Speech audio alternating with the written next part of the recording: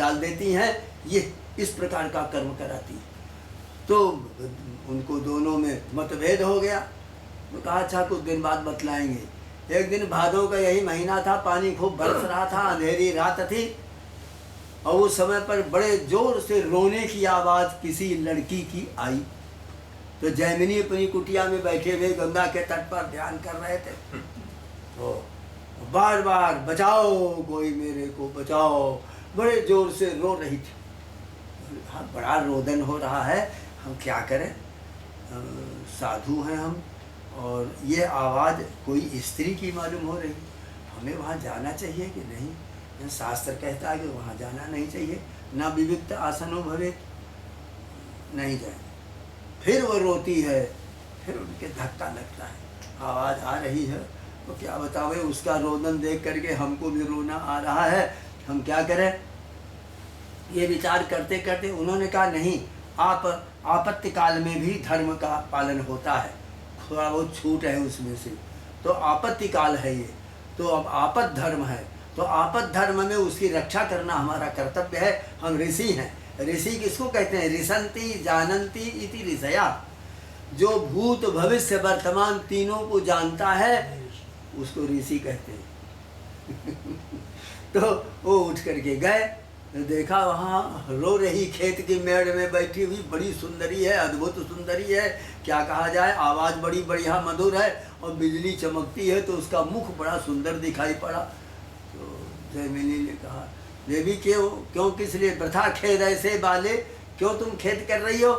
अरे कहने लगे, तुमको मैं क्या बतलाऊँ, तुम हो साधु, जाओ अपना काम करो जा करके, तुम्हारा धर्म है कि हमारी बात एकांत में सुनोगे नहीं, चार आदमियों के बीच में सुनोगे, अकेले सुनोगे नहीं, और रात्रि का समय है, ऐसा घोर तमा बेला, अंधकार चारों तरफ छाया हुआ है, तुम हमारा उद्धार करोगे? तो ठीक कह रही है, वो चले जाना चाहिए।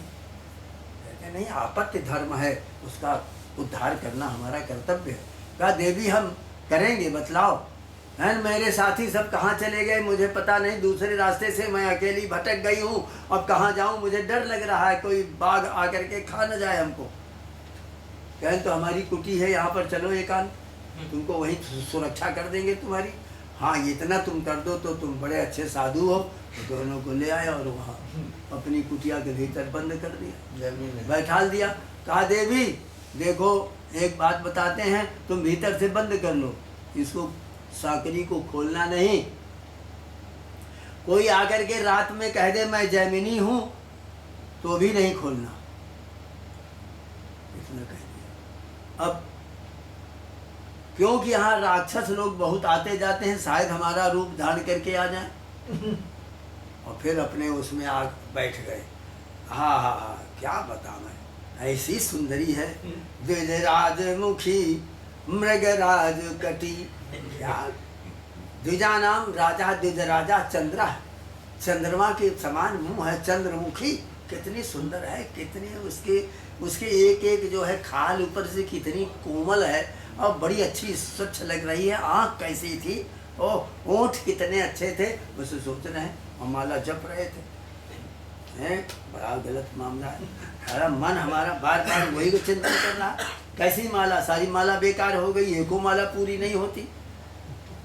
मैं नहीं चिंतन करूँगा। इन हाथों से कहते हैं तुम ज़्यादा बदमाशी करोगे तो काट डालूंगा तुमको अभी, इस तरह बोल रहे हैं।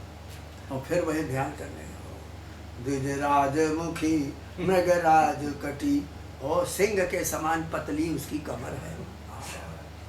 गजराज विराजित मंद गति, हाथी की सी चाल है उसकी, झूमते हुए चलना, तो बहुत अच्छी लड़की। सावनिता हृदय बसती, वो हमारे हृदय में घुसी हुई। क्व जपहा क्व तपहा क्व समाधि गति ही, तो जप कहाँ किसका करें और तप किसका करें और समाधि किसकी लगावें, वो तो भीतर घुस गई। तो कहते हैं कि ऐसी पत्नी मिल जाए स्त्री, और उसका यदि उपभोग न करे तो वृथा गतम तस्य नरस्य जन्म, तो उसका जन्म ही वृथा चला गया है। ऐसा मन तू कहाँ से आया है इस तरह का भाव लेकर हमारे साथ ऐसा बर्ताव करता है? उन्हें 18 पुराण लिखे हैं, ऐसा नहीं, ध्यान लगा। फिर वही भाव आया, तो चिंतन करते करते अंत में हार गए और उठकर खड़े हो गए कि इसी समय उसका आलिंगन करना चाहिए, नहीं रात जा रही है।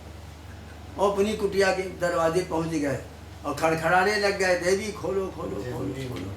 अरे मैं राक्षस और कोई नहीं हूँ, मैं जैमिनी हूँ, बहुत आवश्यक कमंडल लेना है मुझे और तुमको कुछ बता करके फिर हम गंगा जी चले जाएंगे। तो उसने बड़े खोले ही नहीं, बता चुके थे पहले ही, तो धक्का दे करके और पैरों की ठोकर मार मार करके किवाड़े को तोड़ दिया। और जब भीतर घुसे तो कहाँ है पुंदरी, तो सामने खड़ी, उसने कहा हम हैं, हाँ हम इधर हैं इधर हैं, ऐसे कहते कहते उस कमरे में घूमती रही। और जब उसको जोर से पकड़ लिया तो सुंदरी तो गायब हो गई और व्यास जी निकल पड़े। कहिए महर्षि, कहिए महर्षि जैमिनी, इंद्रिय ग्रामाणे प्रमाथीनि हरंति प्रसभम मनः।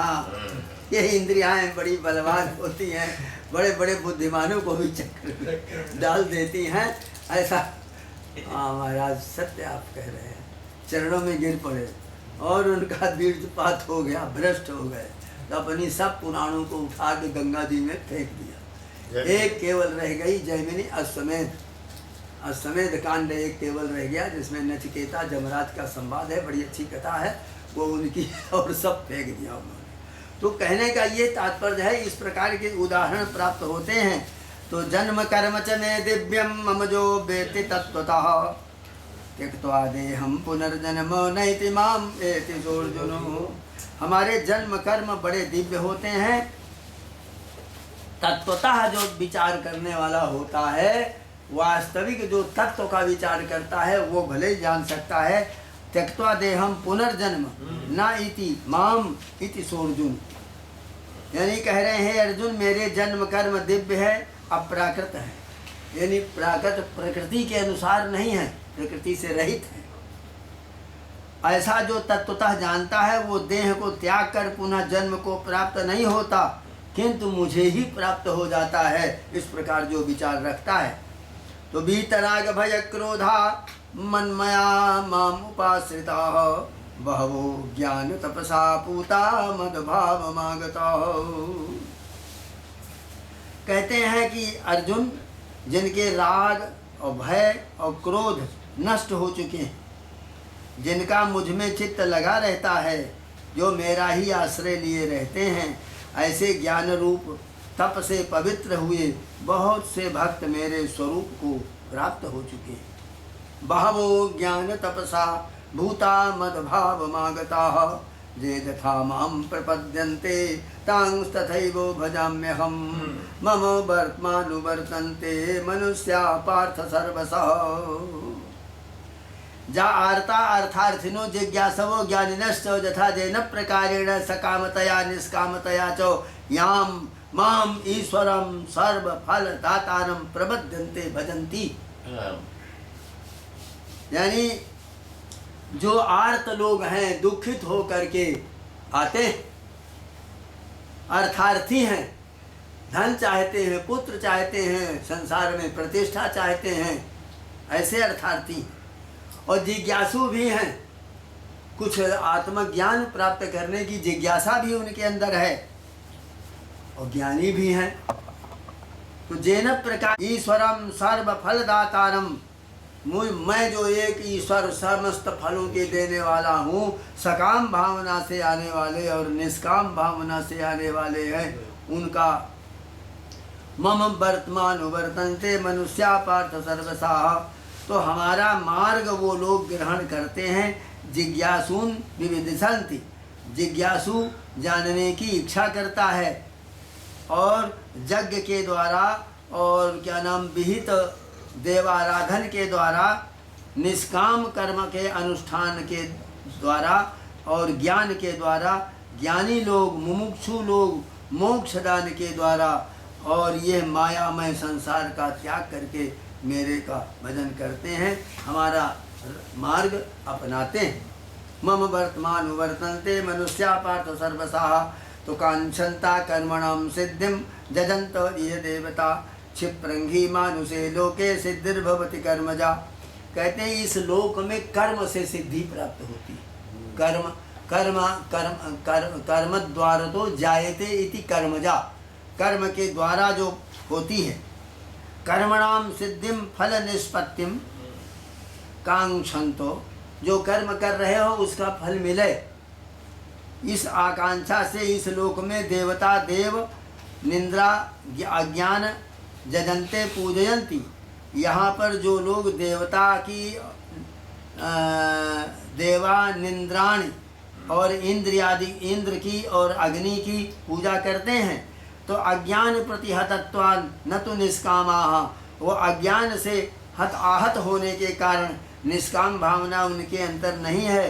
तो माम भगवंतम वासुदेवम कस्मात् जस्मात् इंद्रादि देवता जादिनाम तत्फलकांक्षिणाम कर्मजा सिद्धि। जैसे इंद्रादि देवताओं को उस इंद्र पदवी को प्राप्त करने के लिए इसी तरह से उपासनात्मक कर्मों को हमारे लिए किया और अंत में वो पद प्राप्त कर लिया।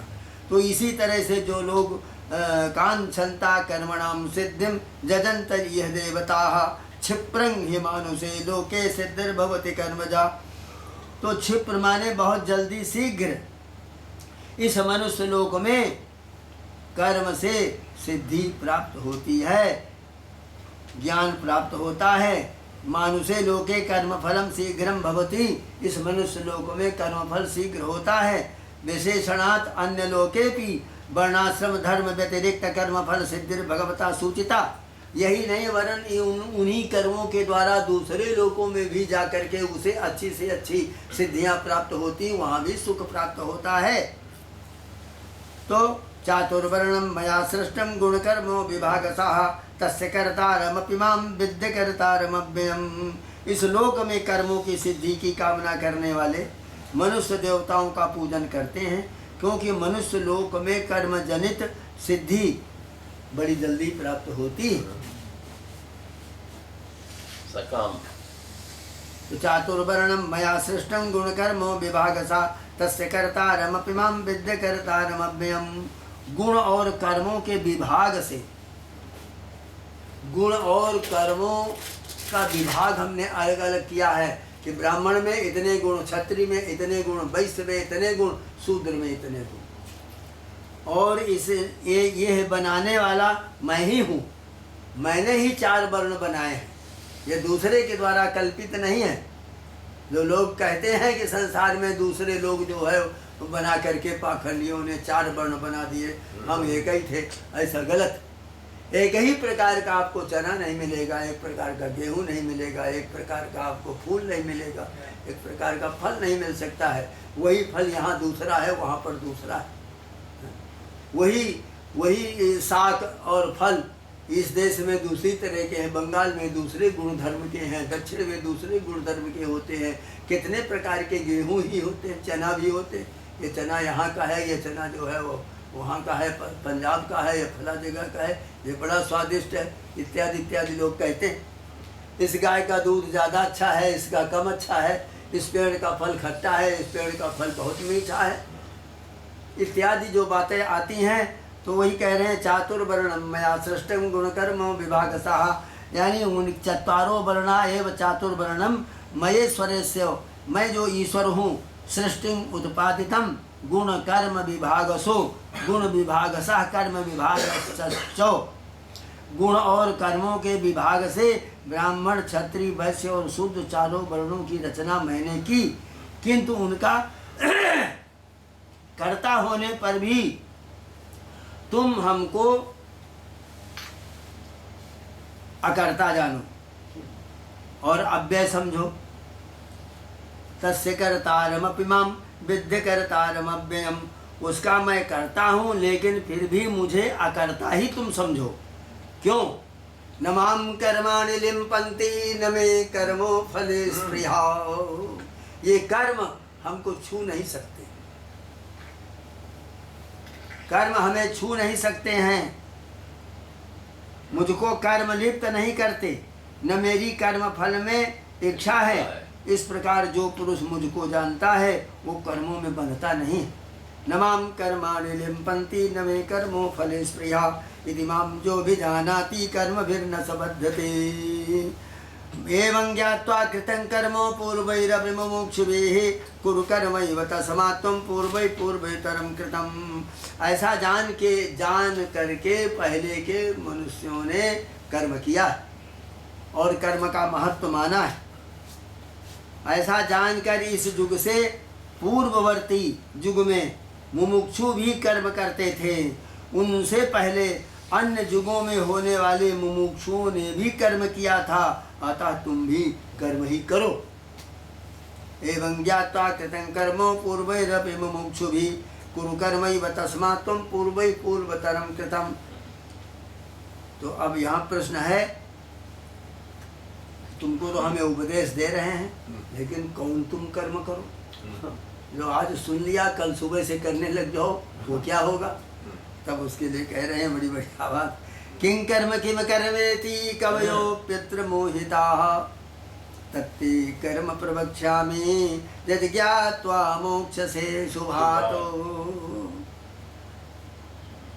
कह रहे हैं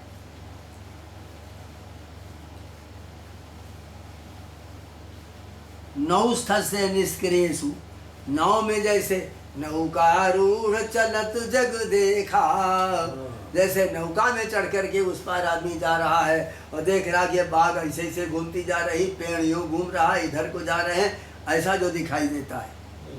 और तटस्थ वृक्षेषु गमन भ्रम दर्शनात्, वो पेड़ कहीं जा नहीं रहा है लेकिन उसको दूर से भासित हो रहा है। तो इसी प्रकार से वो किं कर्म किम बा परमार्थ तो अकर्म, क्या वास्तव में हम जैसे कर्म कर रहे हैं वो अकर्म है, नासवान है, हम कर रहे हैं उसको रोज। तो किं कर्म किम कर्मेति कवयोप्यत्र मोहिताः, कर्म क्या है और अकर्म क्या है और विकर्म क्या है। तत्ते कर्मो प्रवक्ष्यामि यदि ज्ञात्वा मोक्षसे शुभात्, तो कि कर्म क्या है और अकर्म क्या है ये दोनों जानना चाहिए। परमार्थ तो अकर्म। तो कवयो मेधाविनोपि, बड़े बड़े मेधावी विद्वान, बड़े उच्च कोटि के महापुरुष विद्वान हैं धरती में, लेकिन अस्मिन् विषये मोहिताः, इस विषय में मोह को प्राप्त हो जाते हैं। मोहम यानी निर्णय असामर्थ्यम। अब देखो यहाँ एक बात और मिली, मोह का अर्थ लिख लीजिए असामर्थ्य। मोह का अर्थ क्या है? असामर्थ्य, सामर्थ्य नहीं। हाँ, निर्णय करने में जो असामर्थ्य है उसका नाम है मोह। मोहम निर्णया सामर्थ्यम प्राप्ता अत्यंत दुर्निरूपत्वात्, अत्यंत बहुत दुख के द्वारा उसको जाना जा सकता है, सरलता से नहीं। तस्मात् ते तुभ्यम अहम, इसलिए हम तुमको कर्म और अकार प्रश्नेन छेदात अकर्म, इसलिए हम तुमको कर्म और अकर्म के संबंध में प्रकर्षेण संदेहोच्छेदेन बक्ष्यामि, हम बड़े उसके साथ प्रकर्ष के साथ सावधानी के साथ तुमको बताएंगे और जिससे तुम्हारे इन शंकाओं का छेदन हो जाए। जत कर्मा कर्म स्वरूपम ज्ञाता मोक्ष से, जिन कर्म अकर्म के रूप को यदि तुम सत्य रूप में जान जाओ तो तुमको मोक्ष की प्राप्ति हो जाए। मुक्तो भविष्यति अंशुभात संसारात, इस अशुभ संसार से तुम्हारी मुक्ति हो जाएगी कर्म और अकर्म के भेद को जान लेने मात्र से। कर्मणो सपि बोधव्यम बोधव्यम च विकर्मणः अकर्मणश्च बोधव्यम गहना कर्मणो गति।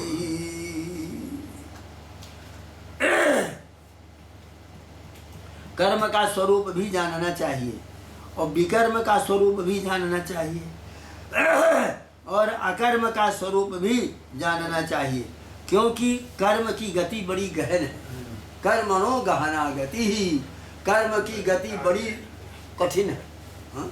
द्रौपदी जिस समय दुशासन खींच रहा है साड़ी को उसके नंगा करने के लिए सभा के मध्य में, तो वो पुकार रही है, पितामह क्या ये धर्म है सभा में? तो कहा देवी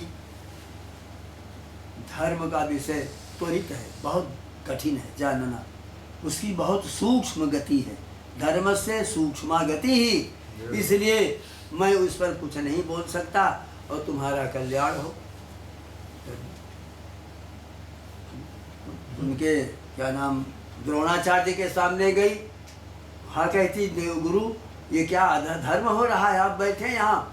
कहते धर्म की गति बड़ी सूक्ष्म है देवी, वो जानना बहुत कठिन है और हम तुम्हारा कल्याण हो, हम तो दुर्योधन के पक्ष में हैं और उसी कान में खा रहे हैं। कृपाचार्य के पास गई, अंत में आई धृतराष्ट्र के पास, उनसे भी कहा, वो भी मौन, जब चारों तरफ से मौन मौन मौन, और हमारे जो पांचों पति हैं वो वचनबद्ध है, हम बोल नहीं सकते, धर्म के बंधन में बंधे हुए हैं। तब उसने उस धर्म प्रणेता, धर्म के उत्पादक, प्रेरक, पालक, संहारक, धर्म के उत्पन्न करने वाले, प्रेरणा करने वाले और संहार भी कर देने वाले जो प्रभु हैं, असरण शरण दीन बंधु, उनको पुकारा। गोविंद द्वारिका वासिन कृष्ण गोपी जन प्रियो, हे गोविंद, हे द्वारिका वासिन, हे कृष्ण, हे गोपी जनों के प्रिय प्रियतम, कौरवै परिभूता माम किम न जानासि केशव। आप तो घट घट वासी हैं, क्या देख नहीं रहे हो? मैं इस समय कौरव रूपी समुद्र में डूब रही, ये कौरव जितने हैं सब समुद्र है, उस समुद्र में मैं डूब रही। किम न जानासि केशव, हे केशव, इसको तुम जानते नहीं, देखते हो नहीं। गोविंद द्वारिका वासिन, बस इतना कहना था कि भगवान के सामने भोजन आ गया था, थाली रख दिया रुक्मिणी जी ने लाकर द्वारिकापुरी, और फिर किसी उससे एक गिलास जल लेने के लिए गई और इन्होंने ये सुना तो तत्काल वहाँ से गायब हो गए। गुप्त थाली धरी है, भगवान का पता ही नहीं, तो रुक्मिणी आगे ढूंढ रही, कहाँ चले गए महाराज, कहाँ गए? सर हम पानी ले आए हैं, हाथ कुल्ला कर लीजिए, धो लीजिए, वो है ही नहीं वहाँ पर, और भगवान यहाँ पर आ गए। आ करके यहाँ पर भगवान ने जो द्रौपदी को देखा, क्योंकि ये पैदा तो गर्भ योनि से तो पैदा नहीं हुई, द्रुपद और द्रौपदी दोनों यज्ञ कुंड से निकले थे, अयोनिजा थी, तो अयोनिजा होने के कारण बड़ी जल्दी उन्होंने उसके तत्व को, तो उनका स्वरूप थी कृष्ण का ही, उसका नाम है कृष्णा है, द्रौपदी को कृष्णा भी कहते हैं। तो वो देख लिया, अरे इसके पास तो बहुत बड़ा ढेर वरदान रखे हैं इसके पास में, दुर्वासा जी ने इसको वरदान दिया था कि आज देवी जैसे मेरी लंगोटी गंगा में बह गई और मैं दूर से तू स्नान कर रही है, मैं इशारा कर रहा हूँ तेरे मेरे इशारे को तू समझ गई, और आ करके और अपने वो वहीं पर रही, यहाँ नहीं आई, और वहीं से आधी साड़ी फाड़ करके अंचल की और उसी पानी में छोड़ दिया, और वो आया बहता हुआ टुकड़ा, हमने उसको लपेट करके और बाहर आकर बुलाया, देवी यहाँ हो, तुम किसकी पुत्री हो, कौन हो, क्या हो?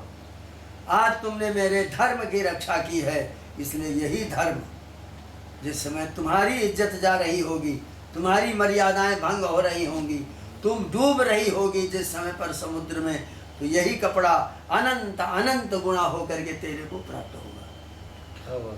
ये दुर्वासा ने कहा, दुर्वासा ने वरदान दिया था।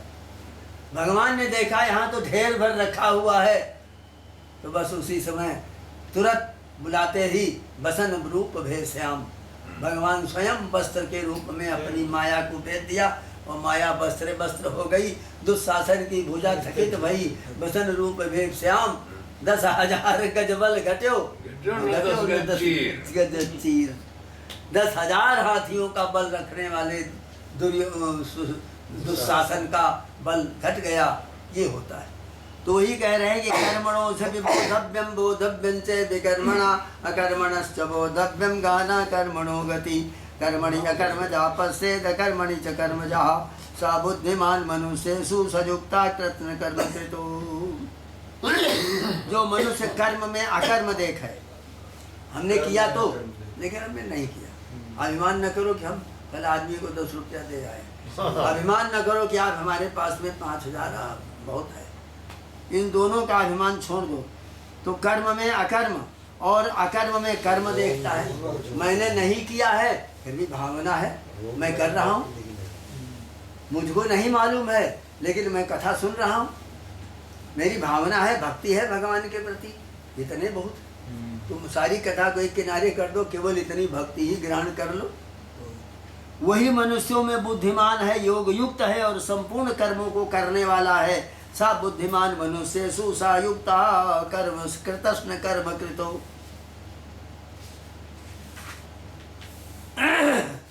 एक अभी योग व्याख्या बड़ी है। जस्य सर्वे समारंभा काम संकल्प वर्जिता ज्ञानाग्नि दग्ध कर्माणम तमाहु पंडितम बुधा। जिसके समस्त कर्म, कामना, फल की तृष्णा और संकल्प, कर्तृत्व का अभिमान इससे रहित होकर के कर्म होते हैं, उस ज्ञान रूपी अग्नि द्वारा दग्ध हुए कर्म वाले पुरुष को पंडित पंडित उसे बुद्ध पंडित कहते हैं। पंडितम बुधा तम आहु पंडितम बुधा। त्यक्त्वा कर्म फलासंगम नित्य तृप्तो निराश्रयः कर्मणि कर्मेण विप्रवृत्तोपि नैव किंचित करोति सः। जो पुरुष कर्म और फल की आसक्ति छोड़ दे और नित्य तृप्त रहे, अपने को प्रसन्न रखे और आश्रय किसी दूसरे का न ले, उसको भगवान की कृपा मान लो। आप हमारी बड़ी सहायता कर रहे हैं, हमारा बड़ा ध्यान करते हैं, तो हम यह न देखें कि ये हमको ऐसा कर रहा, नहीं, प्रभु की कृपा है। वहाँ पर एक है प्रभु की बड़ी कृपा है। लोग कहते हैं कि भाई भगवान की दया से ये भी आपका है। एक महात्मा एक बड़े अच्छे सेठ के यहाँ पहुँचे तो सेठ जी ने कहा कि वाह ये महाराज नमो नारायण, बड़ा अच्छा है, हमारे हाथ कुछ भिक्षा लेते, चलो ले लेंगे। अपने घर ले गए, कहे प्रभु जी ये भी मैंने ये कमरा देखो कैसा बनवाया, ठीक है? ऊपर ले गए, सब 12 कमरा दिखलाया और ऊपर 16 कमरा थे। तो उनको भी सबको दिखाने लग गए, तो दिखाने कहने लगे। हमें तो वो सेठ जी वो थूकने की जगह कोई नीचे सब गलीचा बिछा है, मखमल बिछा हुआ है। टट्टी घर में ले गए, वहाँ भी वही मखमल बिछा था। कहीं कोई जगह नहीं मिली तो उंगली के मुंह में थूक दिया, सेठे के मुंह में, और स्वामी जी ने थूक दिया। कहे महाराज ये क्या करे, तूने बहुत अच्छा बनवाया, कहीं थूकने की जगह नहीं, इसलिए तेरा मुँह ही ज्यादा अच्छा है, इसी में थूक दिया, अभी कुल्ला कर देगा, शुद्ध हो जाएगा। खराब जगह थूक दी। तो जस्य सर्वे समारंभा काम संकल्प वर्जिता ज्ञानाग्नि दग्ध कर्माणम तमाहु पंडितम बुधाः त्यक्त्वा कर्म फलत्सांगम नित्य तृप्तो निराश्रयः कर्मणि अभिप्रवृत्तोपि नैव किंचित करोति सः। तो कर्म की आसक्ति और नित्य तृप्त रहना, निराश्रय रहना, वो कर्म में प्रवृत्त रहने पर भी कुछ नहीं करता। और जहाँ वो अभिमान का आश्रय लिया फंस गया। तो इसलिए कर्म और फल में आसंग क्रमशः अभिमान, कर्तृत्व अभिमान न रखो। मैं कर रहा हूँ ये न करो, प्रभु की कृपा है, प्रभु की चीज है, उन्हीं को मैं दे रहा हूँ, मेरा कुछ इसमें वो नहीं। तो कर्मणि अभिप्रवृत्तोपि नैव किंचित करोति सः। तो ऐसा पुरुष जो होता है कर्म कुछ भी नहीं करता है और प्रवृत्ति बनी रहती है और वो निष्ठा हमारे में उसकी रहती है। निराशीर्यत चित्तात्मा त्यक्त सर्वो परिगृह शारीरम केवलं कर्म कुर्वन्नाप्नोति किल्बिषम्। जो तृष्णा से शून्य है, अंतःकरण और देह का निग्रह करने वाला है, संपूर्ण भोग साधनों को त्यागने वाला है, वो पुरुष केवल शरीर की स्थिति मात्र के लिए, शरीर बना रहे इसलिए भोजन करता है, इसलिए कपड़ा पहन लेता है। ठंडी गर्मी लगेगी तो पूजा भगवान का भजन नहीं होगा, इसलिए कपड़ा पहन लेता है और इसीलिए ओढ़ भी लेता है। और खाना इसलिए खा रहा है कि बिना लियो अपना कंठी माला, हमें भूख लगी है, हम तो नहीं कुछ कर धर पाएंगे, पहले हमको खाना चाहिए। तो वो वासना उसकी बदल जाती है। आवश्यक कर्मों को करता हुआ भी संसार को प्राप्त नहीं होता और हमारी तरफ वो आ जाता है। शारीरं केवलं कर्म कुर्वन् नाप्नोति किल्बिषम्, वो किल्बिष नहीं प्राप्त होता, यानी उसके अंदर मोह नहीं आता, संग नहीं आता, दोष नहीं आते और वो पवित्र बना रहता है। यद्रक्षा लाभ संतुष्टो द्वंद्वाते तो विमत्सरः समासिद्धावसिद्धौ च कृत्वापि न निबध्यते। यद्रक्षा, अपने आप जो आ जाए, हम इच्छा कुछ नहीं कर रहे, अपने आप जो आ जाए वो हमारा प्रारब्ध का भोग है, आपने आकर के दिया है तो आपको उसका फल आप ले जाओ, फल आपको मिल गया और वस्तु हमें प्राप्त हो गई और पूर्व जन्म के प्रारब्ध कर्म का भोग हमारे सामने आ गया, हमने उसको खा लिया। तो इस तरह से यदृक्षा लाभ, ये यदृक्षा लाभ है, जो आ जाए, इच्छा मत करो, अपने आप जो आ जाए। द्वंद्वातीतो विमत्सरः, और द्वंद्वातीत रह करके, यानी अपने आप ही होने वाले लाभ में संतुष्ट रहे और हर्ष न करे और शोक भी न करे और ईर्षा न करे, सिद्धि और असिद्धि में भी समान भाव बरते। वो शरीर की स्थिति मात्र के लिए आवश्यक कर्मों को करके भी उनमें बंधता नहीं। समासिद्धावसिद्धौ च कृत्वापि न निबध्यते गतसंगस्य मुक्तस्य ज्ञानावस्थितचेतसा यज्ञायाचरता कर्मो समग्रम प्रविलीयते। अब यहाँ कहते हैं फलाशक्ति से जो शून्य कर्तृत्व भोक्तृत्व आदि अभ्यास है, इससे भी रहित होकर स्थित प्रज्ञ होकर यज्ञ विष्णु के लिए करने वाले पुरुष का कर्म फल सहित सर्वथा लीन हो जाता है। यज्ञायाचरता कर्मो समग्रम प्रविलीयते। तो ब्रह्मार्पणम ब्रह्माभि ब्रह्मागनो ब्रह्मणाहुतम ब्रह्मैवते न गंतव्यम ब्रह्म कर्म समाधिना। तो अर्पण ब्रह्म है, अर्पण करना ब्रह्म है और हृदय जो है वो ब्रह्म है और ब्रह्म रूप या अग्नि है और करने वाला इस वो भी ब्रह्म ही है। जो हवन किया जा रहा है, आहुति डाली जा रही, वो आहुति भी ब्रह्म ही है। इस प्रकार जिसकी कर्म में ब्रह्म दृष्टि है, उससे प्राप्त होने वाला फल भी जो होता है वो भी ब्रह्म ही है। ब्रह्मार्पणम ब्रह्महवि ब्रह्मागनो ब्रह्मणाहुतम ब्रह्मैवतेन गंतव्यम ब्रह्म कर्म समाधिना। कारक व्यवहारे ही शुद्धम वस्तु न वीक्षते शुद्धे वस्तु न सिद्धे चे कारक प्रतीकुताः। करने का व्यवहार रहते हुए भी शुद्ध वस्तु का दर्शन नहीं होता। शुद्ध वस्तु का अनुभव होने पर कारक व्यापार नहीं रह पाता। तो दैवमेवा परे यज्ञम जोगिना पर्युपासते ब्रह्माज्ञावो परे यज्ञम यज्ञे नैवोपजुह्वति। कोई कर्म योगी इंद्रादि देवताओं का जजन करने के लिए दर्श और पूर्ण मास यज्ञों का अनुष्ठान करते हैं। दूसरे ज्ञान योगी ब्रह्म रूपी अग्नि में सब पदार्थों को, यज्ञ को और अपने को, तुमको, सबको, इस प्रत्यगात्मा को अभेद दृष्टि से उसी में हवन कर देते हैं। दैवमेवा परे यज्ञम योगिना पर्युपासते ब्रह्माज्ञावो परे यज्ञम यज्ञे नैवोपजुह्वति। तो यज्ञों के द्वारा यज्ञ में ही, ज्ञान रूपी यज्ञ में उसका हवन कर देते हैं।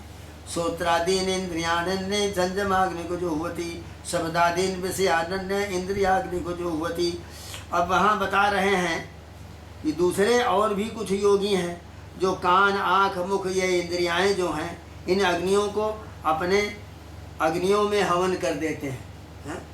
मम वाचम ते वाचम अस्तु मम चित्तम ते चित्तम अस्तु। अपने चित्त का, वाणी का, शरीर का, सब अभिमान का आप में समर्पण कर रहा हूँ। ब्रह्मार्पणम ब्रह्महविः। ये तो श्रोत्रादीन इंद्रियाण्य संयमाग्नि को जुह्वति। इनका कहाँ पर हवन करें? अब ये देखो ज्ञान का विषय आ गया। संयम, यानी अपने कान का संयम करो, बाहर की आवाजें, बातें, इनसे अपने को अलग रखो। आँखों का संयम करो, कोई रूप में फंसे नहीं, किसी में प्रियता न करें। जब प्रियता रूपी धर्म अपना लो तो उसमें बंधन हो जाएगा। इसलिए उनमें प्रियता न मानो। तो श्रोत्रादीन इंद्रियाण्य संयम अग्नि को, संयम रूपी अग्नि में संयम जो किया जाता है वही अग्नि है, वही हवन कुंड है। और शब्दादीन विषयान्य इंद्रियाग्नि को जो हुवती, और शब्द को और उनके अन्य विषयों को इंद्रियों में हवन कर दो। यानी कान के शब्द को काने में रखो, बाहर न जाए। आँख के अंदर ज्योति है लेकिन हमने बंद कर लिया, बाहर हम देखते ही नहीं। इस तरह से इनमें एक दूसरे का यह हवन हो जाता है। जोगी जन इंद्रियों का संयम रूपी अग्नियों में हवन करते हैं और दूसरे जोगी शब्द आदि विषयों को इंद्रिय रूपी अग्नियों में हवन कर देते हैं। सर्वाणी इंद्रिय कर्माणि प्राण कर्माणि चापरे आत्मसंयम योगाग्नो जोगते ज्ञान दीपते। दूसरे जोगी जन हैं जो सारी इंद्रियों के कर्मों का और प्राणों के कर्मों का और ज्ञान से प्रकाशित आत्मसंयम जोग रूपी अग्नि में हवन कर देते हैं। जितने इंद्रियों से किए जाने वाले कर्म हैं, हाथ पैर मुख से, नाक से, कान से, और प्राण के जो कर्म हैं उनका ज्ञान से आत्म संयम, अपना संयम करे। इस संयम जोग रूपी अग्नि में उन कर्मों को हवन करो, यानी संयम करो। यही हवन है जो हो रहा है। सुन लिया, बहुत अच्छा लगा, बुरा मत मानो। गाली दे रहा, सुन लिया, हवन हो गया। आँख से देख लिया, बहुत रूपमान सब वस्तुएं हैं, हमने आँख बंद कर लिया और उसी में हवन कर दिया। ये हवन है। इस तरह का अभ्यास बैठ करके करने लग जाए और करते करते दीर्घ काल तक इसी तरह का अभ्यास करता रहे। और इस अभ्यास के करते करते उसको श्वास प्रश्वास पर को अपने नियंत्रण में ले लेना चाहिए। ये योग है। सर्वाणी इंद्रिय कर्माणि प्राण कर्माणि चापरे आत्मसंयम योगाग्नो जुह्वति ज्ञान दीपिते। द्रव्य जज्ञास्तपो जज्ञा जोग जज्ञास्तथा परे स्वाध्याय ज्ञान जज्ञा से जतया संसितव्रता। कहते हैं कि कोई जोगी द्रव्य यज्ञ करते हैं। द्रव्य का यज्ञ क्या है? दान देते रहना, सबको कुछ न कुछ देते रहो। और कोई तपई करते हैं, एकदम दिन भर खाया पिया नहीं, देखा भी नहीं, एकांत में बैठे शांत। और कोई रूप यज्ञ करते हैं, दूसरे योग ही रूप यज्ञ का अनुष्ठान करते हैं। दूसरे प्रकार के योग और आँखों से देखा जाने वाला यज्ञ वो करते हैं। कोई खाली पुस्तक पढ़ते हैं, वो स्वाध्याय यज्ञ है। कोई ज्ञान की बात सुन रहे हैं, आप लोग बैठे ये हवन कर रहे हो, यही यज्ञ है। कोई यत्नशील पुरुष तीर्थ और व्रतों में चले जाते हैं, वो क्या है? वो भी यज्ञ है। तो द्रव्य जज्ञास्तपो जज्ञा जोग जज्ञास्तथा परे स्वाध्याय ज्ञान जज्ञा से जतया संसितव्रता। अपाने जुह्वते प्राणम प्राणे पानम तथा परे प्राणापान गते रुद्ध्वा प्राणायामो परायणा अपरे नियताहारा प्राणान प्राणेषु जुह्वति। कोई जोगी जन अपान जो है वायु नीचे की, उसमें प्राण का हवन कर देते हैं, यानी प्राण अपान को मिलाने की कोशिश करते हैं। और दोनों मिल जाए तो मृत्यु हो जाती है। लीजिए, साधना का विषय है कि दोनों को मिलाते ही समय वो विषय और बड़ा गंभीर हो जाएगा, बड़ा भारी विषय। दोनों को मिलाना ही योग है। यही सीखते रहते हैं जीवन भर और मिल नहीं पाता, क्योंकि मिलते ही बस ये हो जाएगा।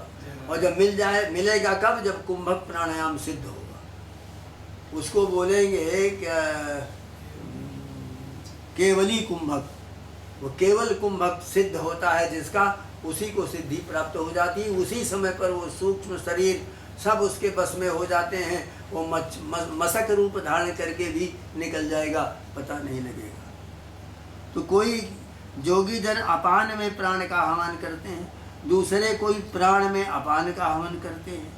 अन्य प्रकार के आहार का संयम करने वाले प्राणायाम परायण जोगी जन प्राण अपान की गतियों को रोक करके प्राणों में ही हवन कर देते हैं। ये कुंभक प्राणायाम है। अपरे नियताहारा प्राणान प्राणेषु जुह्वति। तो सर्वे पेते यज्ञ विदो यज्ञ क्षपित कल्मषाः जगशिष्टामृत भुजो जानति ब्रह्म सनातनम। यज्ञों के ज्ञाता, यज्ञों के द्वारा जिनके पाप क्षय हो चुके हैं, वे यज्ञों से अवशिष्ट बचा हुआ अमृत रूपी अन्न का भोजन करते हैं और सभी योगी जन सनातन ब्रह्म को प्राप्त होते हैं। इसलिए अन्न को पहले भगवान का अर्पण करो और यज्ञ का बचा हुआ अन्न बड़ा पवित्र होता है। उससे आपके अंदर सद्बुद्धि सद्विवेक पैदा होगा और बहुत संयमशील तुम बनने की कोशिश करोगे। नायम लोकोस्त यज्ञ से कुतोन्या कुरुसत्तमो। हे कुरुसत्तम, कुरुश्रेष्ठ अर्जुन, अयज्ञ को यह मनुष्य लोक भी प्राप्त नहीं होता, फिर परलोक कैसे प्राप्त होगा। एवं बहुविधा यज्ञा वितता ब्रह्मणो मुखे कर्मजान विदितान सर्वान एवं ज्ञात्वा विमोक्ष से। बहुत प्रकार के यज्ञ ब्रह्मा ने अपने मुख से वर्णन किया है वेदों के द्वारा।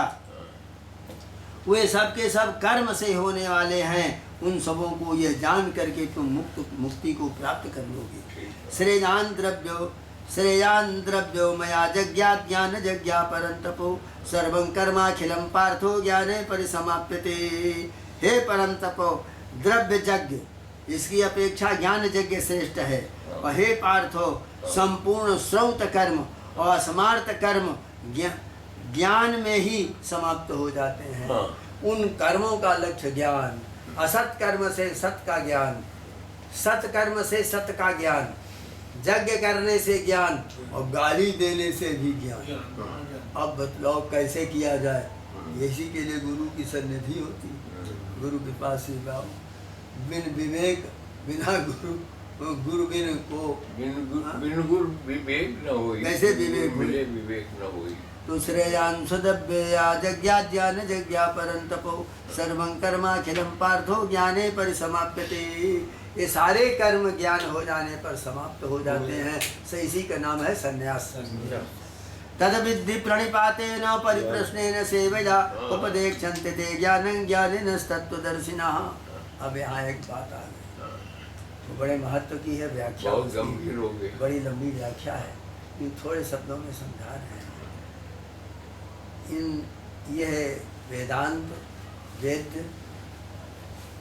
दर्शन शास्त्र है। जब तक आपके अंदर आप कोई प्रश्न हमसे नहीं करोगे तब तक यही जब आपके अंदर कोई प्रश्न नहीं पैदा होगा तब तक आप कोरे हैं, यानी कुछ ग्रहण नहीं कर रहे हैं। आते हैं और कान से सुन लिया फिर चले गए, फिर वही माया मरीचिका कुंड में गिरे जाते हैं। और जब यहाँ पर सुनने लग जाओगे तो उसी समय विवेक पैदा होगा। तो ये क्या कह रहा, तद विद्धि अर्जुन, ऐसे नहीं होगा जिस तरह तुम कह रहे हो। तत् विद्धि, उसको जानो। किसके द्वारा? प्रणिपाते, प्रणाम करो।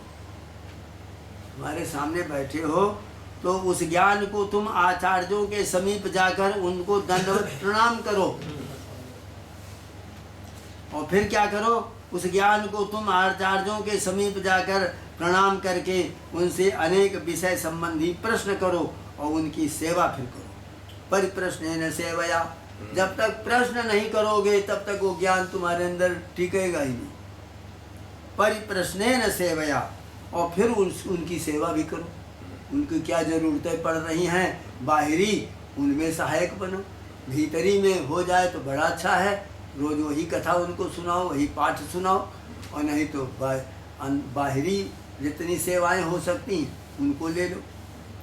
तद्विद्धि प्रणिपातेन परिप्रश्नेन सेवया उपदेक्षन्ते ते ज्ञानं ज्ञानेन तत्त्वदर्शिनः। वे ज्ञानी और तत्वदर्शी आचार्य तुमको ज्ञान का उपदेश करेंगे। यदि ज्ञात्वा न पुनर्मोहमेवं जास्यसि पांडवो येन भूतान्यशेषेण द्रक्ष्यस्यात्मन्यथो मयि। और हे पांडव, पूर्वोक्त ज्ञान को जानकर तुम पुनः इस प्रकार मोह को प्राप्त नहीं होगे, जिसके द्वारा तुम संपूर्ण भूतों को अपने में और मेरे में भी अभेद रूप से देखोगे। येन भूतानि अशेषेण द्रक्ष्यसि आत्मनि यथोमयि। हमको भी उसी में देखोगे तब तुम मुक्त हो जाओगे। अपि चेदसि पापेभ्यः सर्वेभ्यः पापकृत्तमा सर्वं ज्ञानप्लवेनैव व्यजनं संतरिष्यति। यदि तुम समस्त पापियों से भी बढ़कर पाप करने वाले हो तो भी ज्ञान रूपी नौका से ही सब पापों को पार कर जाओगे। ज्ञान रूपी नौका सारे पाप रूपी समुद्र से पार कर देती। क्या होता है कि विद्यते हृदय ग्रंथि ही छिद्यन्ते सर्व संशया। उसके हृदय की गांठें उनका भेदन हो जाता है और जितने संशय होते हैं उन सबों का छिद्यन्ते वो सब चले जाते हैं, छेदन हो जाता है। क्षीयन्ते चास्य कर्माणि तस्मिन् दृष्टे परावरे। और उसके जितने कर्म हैं वो क्षीण हो जाते हैं उस पर अपर परमात्मा का दर्शन करने पर। तो पर और अपर का दर्शन क्या होगा? ज्ञान। नहीं ज्ञानेन सदृशं पवित्रम यह विद्यते तत्स्वयं योग संसिद्धा कालेनात्मनि विन्दति। वेद या लोक व्यवहार में ज्ञान के समान पवित्र